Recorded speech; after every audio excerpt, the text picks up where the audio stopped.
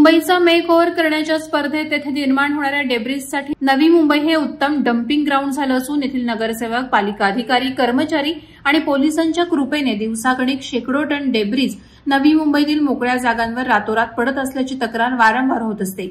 मुंबईच्या अतिक्रमणावर कोणाचाही अंकुश नसल्याने आओ जाओ नवी मुंबई तुम्हारी असं म्हणण्याची वेळ येथील नागरिकांवर येऊन ठेपली आहे। अशातच मुंबईला नवी मुंबई सोबत जोडणाऱ्या अटल सेतूवर भीषण घटना घडली।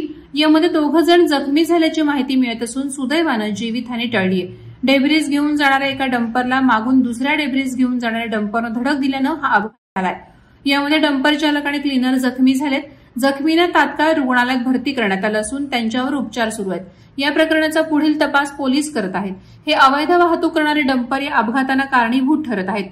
मुंबई शहर आणि उपनगराच्या परिसरातील डेब्रिज सरसकटपणे नवी मुंबईतील मोकळ्या भूखंडावर टाकले जात आहेत।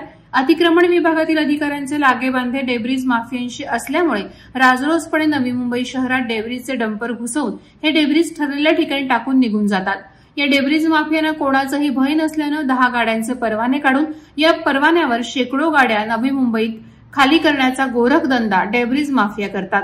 यामुळे अटल सेतूवर सामान्य नागरिकांना वाहन चालवणं जिकरीचं झालं असून अटल सेतू हा माफियांसाठी आहे की सामान्य नागरिकांसाठी असा सवाल नागरिक उपस्थित करत आहेत। वादळवारा लाईव्हसाठी न्यूज ब्युरो, नवी मुंबई।